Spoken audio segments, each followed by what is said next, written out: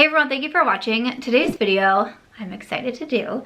I am going to be talking about makeup brands that have been dethroned. So every year, usually around this time, for the past several years, I've done a video called Makeup Products That Have Been Dethroned. And I talk about my favorite holy grail products that I've recommended so much and I've purchased over and over again, but they have been dethroned and kind of replaced by a new shiny favorite product. And I've had it on my list to do, but every time I kept thinking of this video and thinking of different ideas, I kept thinking about brands in general that just don't interest me anymore, that used to have some of my favorite products that I've been able to pass on, and I have found new favorites. And so I thought, why don't I just switch it up for right now, for this year, and I'm gonna do makeup brands that I have dethroned. So I hope that you guys enjoy this video. I have 10 different brands. I'll try to get through this as quickly as I can. Last year I also did a video called Brands That Excite Me, and it was a top 5, bottom 5 format. So I talked about 5 brands that didn't excite me at all and then 5 brands that did. This is kind of along the same line of those, except I'm just talking about brands that don't excite me anymore. Hey! But I hope that you guys will enjoy this video, and if you haven't yet subscribed to my channel, I would love if you did. Like this video, leave a comment. That always helps out with engagement. YouTube is struggling right now, so not only for me, but if you do it for your favorite creators, I'm sure that they will be so thankful. So I would love if you took a second to do that. But jumping into the brands, I feel like every time I've thought about doing this video, there's been one brand for sure that just pops out at me over and over and over again. So that's where I'm going to kick it off, but that is Maybelline. And I say Maybelline because that is a brand that I have been using their products since I was like a little girl stealing my mom's makeup. But also once I started buying my own makeup in high school, in college, post-college, it was always Maybelline. When I first started my YouTube channel, like, you would have thought that I was sponsored by Maybelline because it was so, like, just so many Maybelline products over and over and over again. Maybelline, Maybelline, Maybelline, Maybelline, Maybelline, Maybelline. They had some of my favorite products. I loved the Maybelline mascaras. I loved Maybelline lipsticks.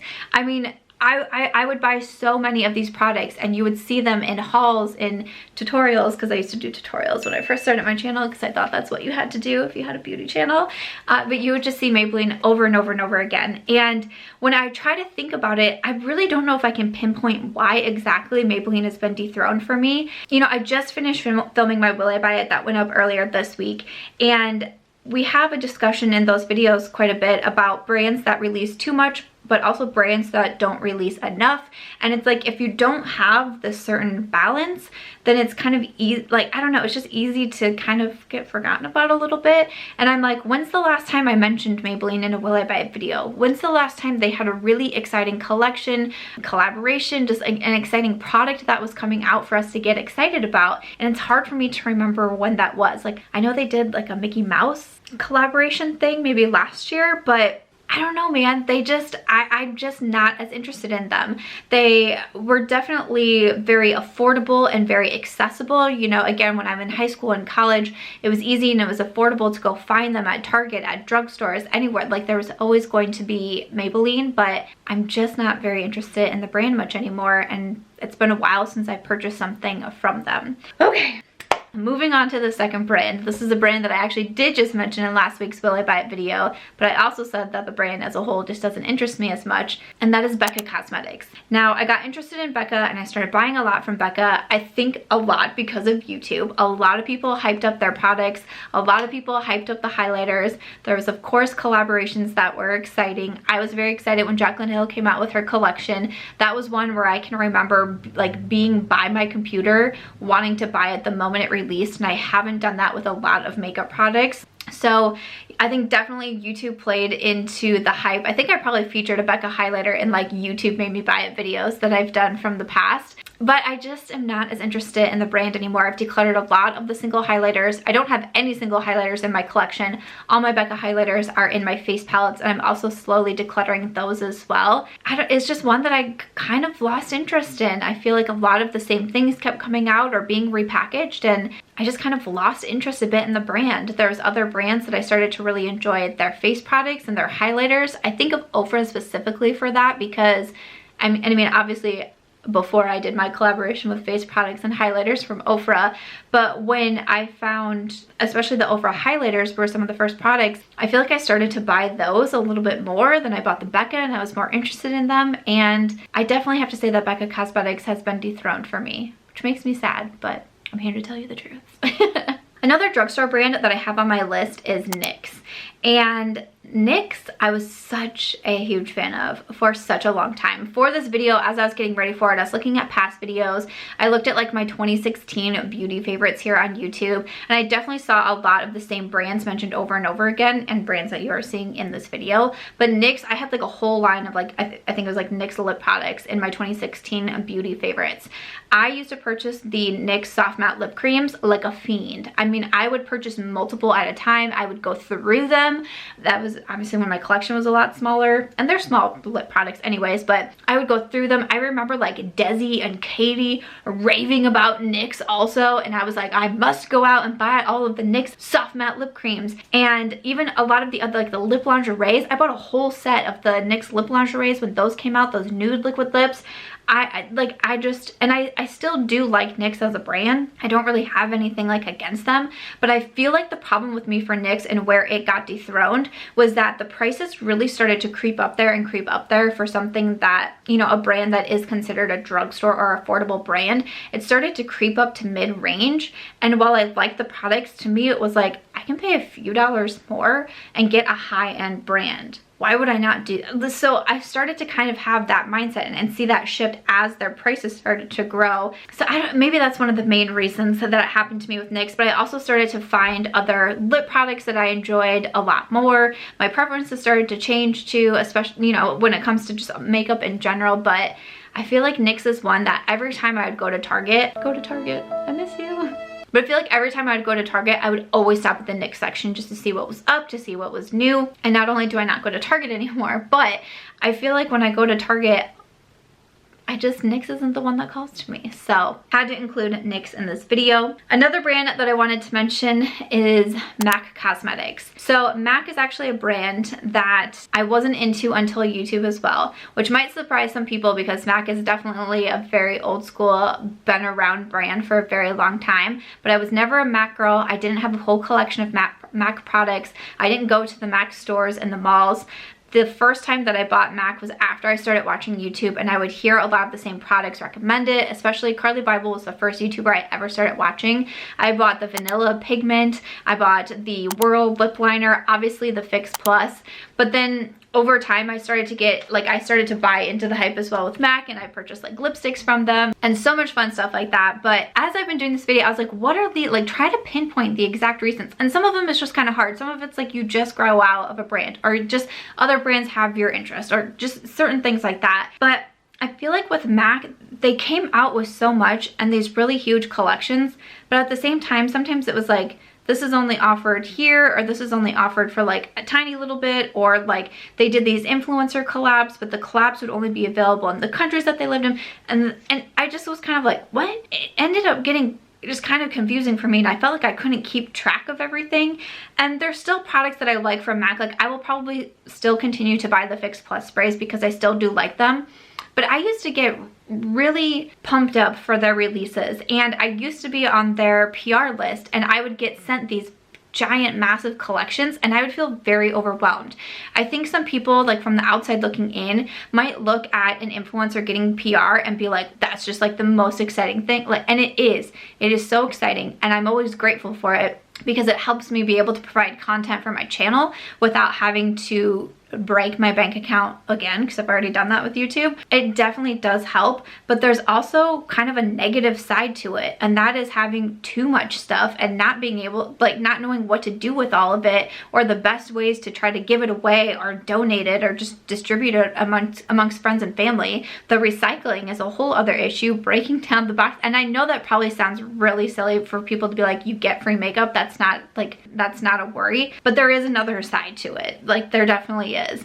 And I also didn't realize it at first until I started getting added to more PR lists, and then it was like, I can't physically use all of this makeup. I can't possibly use everything to be able to review it and to show looks at it. I'm just one person. I can't do all of this. And I felt like with MAC, I felt like I was kind of like drowning there for a while, and I'm like, I can't keep up. You know, I had to message them to say, I can't keep up. I can't. I'm not being helpful to the brand if I can't keep up with the releases. So MAC is one that I feel like has been dethroned in my eyes. And kind of along those same lines, the next brand that I want to talk about is NARS. I feel like NARS is just really similar to what I just said. There's a fine line between like coming out with too much, not coming out with enough, and kind of getting lost in the space.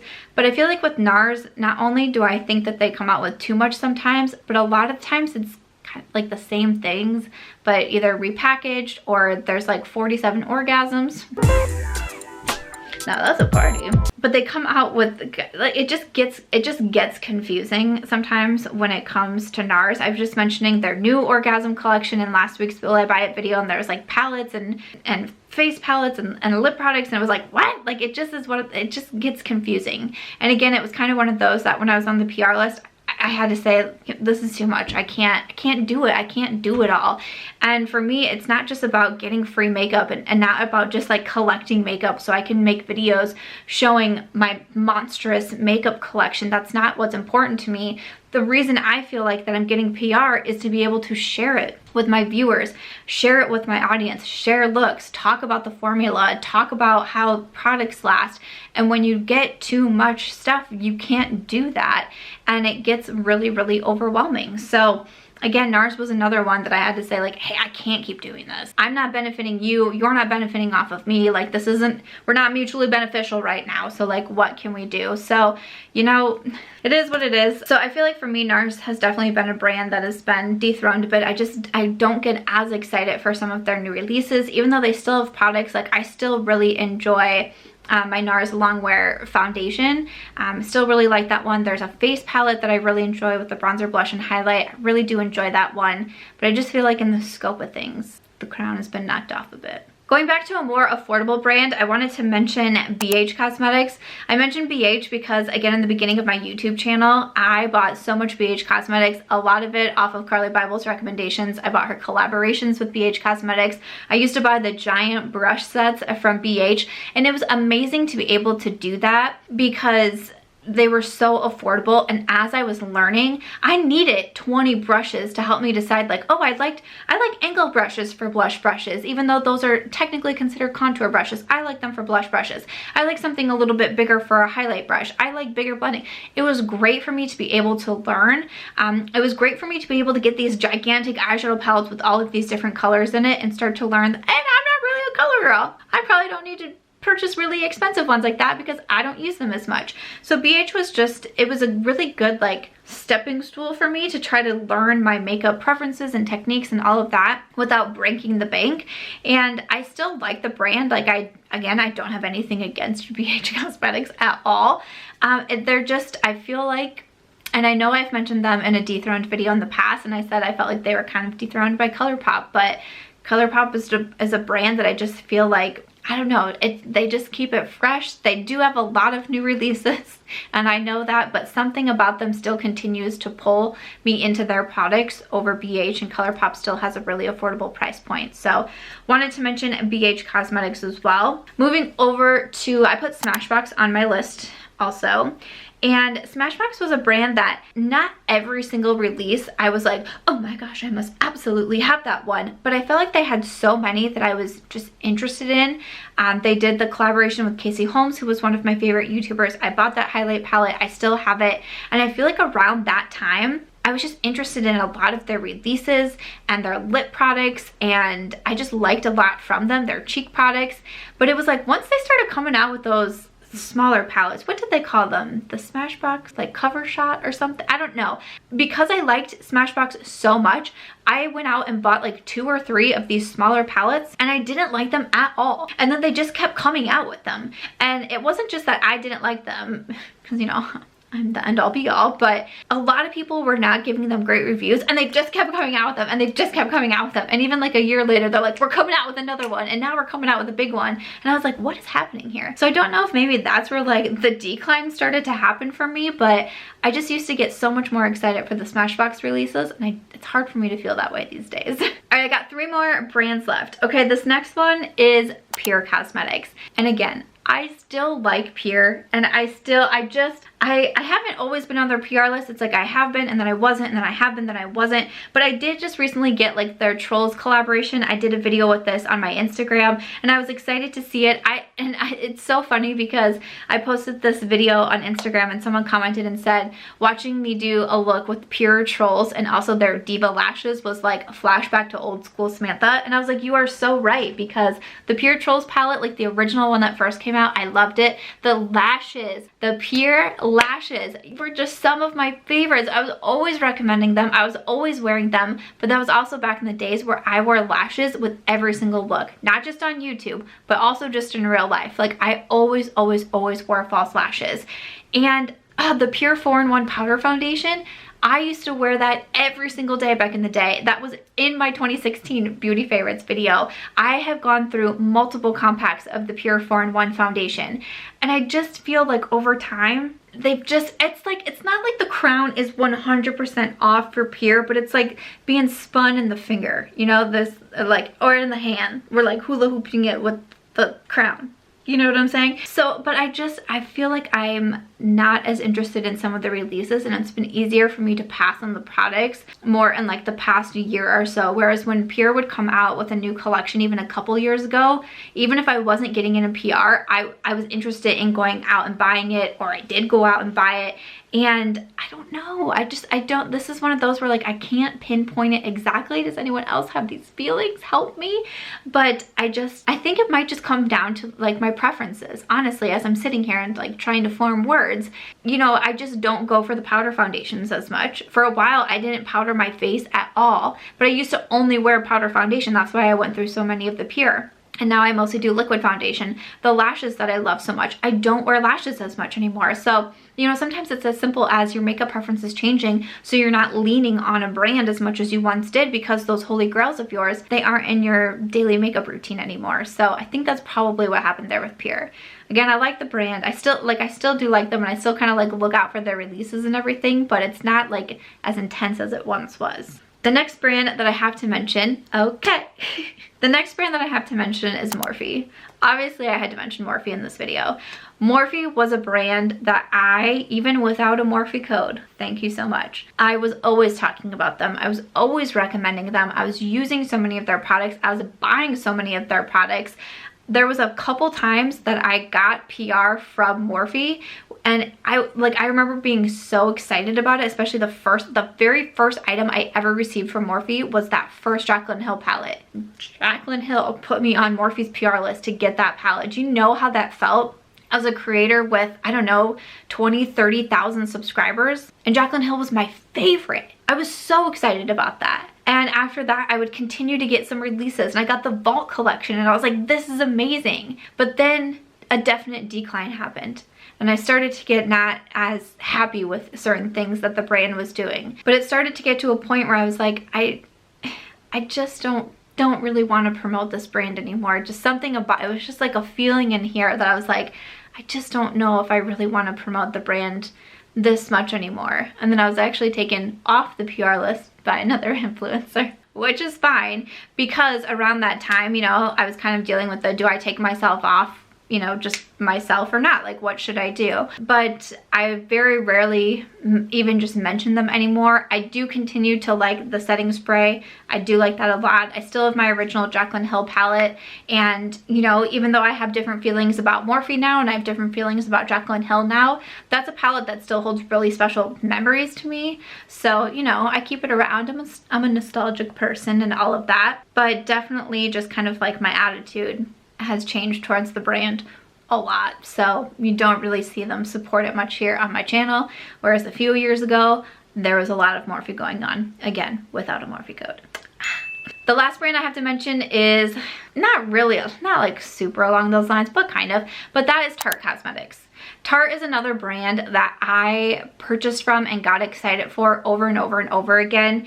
Even before my YouTube days, I knew what Tarte was. Their packaging was always fun and bright and just like called me in whenever I'd walk into a Sephora or an Ulta. And I liked so many of their products. Again, favorites, 2016 favorites, 2017 favorites. Like there was so many times that I would mention them in favorites and I would rebuy products from them and I'd recommend them. But there was multiple things. I know everyone always wants to blame Tarte's demise, or if you think they've been dethroned, on one certain situation, and I don't agree with that, because they were already like on my chopping block. They were on like my watch list even before that happened. I just felt like some weird things were happening and things that I didn't agree with, and it kind of started to make me pull back, and then I pulled back even more. And you know, it's such a bummer to say, because I really did enjoy the brand so much. And I will say that, you know, even that was a few years ago now.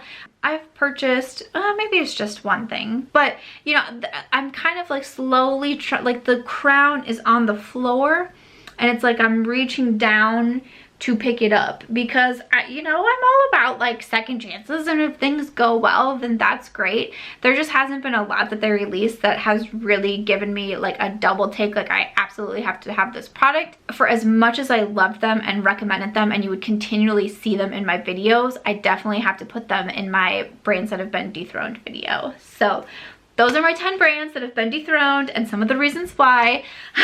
I hope that you enjoyed this video. I'm not always the best talking about like some negative things, so I feel like I'm sweating. I'm gonna have to go reapply my deodorant and all of that, but you know, that's okay. We made it through. I hope that you enjoyed this video. I hope that you'll let me know in the nicest way you can, of course, in the comments, what are some brands that you feel like have been dethroned, some of your brands that just were your favorites, or they had some of your holy grail products but you're just not as interested in them anymore. I would love to hear them. As always, if you have any other video ideas for me, please also leave those in the comments. That is super helpful. But as always, if you guys did enjoy this video, I hope that you'll give it a thumbs up. I hope that you also consider subscribing before you go, and I will see you in my next video. Bye.